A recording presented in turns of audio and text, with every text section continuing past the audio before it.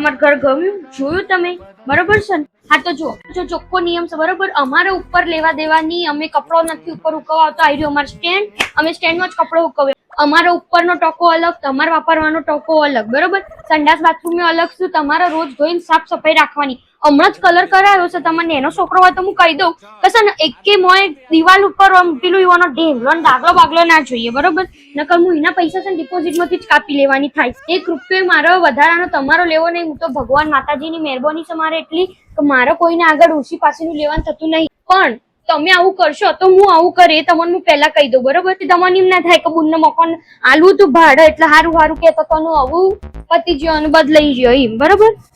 ના મારે હા ના એટલે આ તો મેં કીધું ઘરની વાત થતી હતી તો મેં કીધું કરી નાખું કઈ. ના આપણે એવી ખોટી દમદાટીઓ નહીં હાલવાની. ના હું દમદાટીઓ ના હાલું બાપા.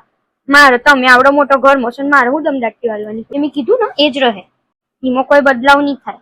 કેમ કે એ લોકોને છે ને ઘરમાં રહેવાનું નહીં હતું, ઘરમાં મારા આખો દન રહેવાનું હોય છે. અને તમારો છોકરો જો ઉપર બુમોન બરાડો ચીસો પાડ્યો ને હાવણી લઈને હાવણી એ કૂટી ગાલી. હા જય શ્રી કૃષ્ણ.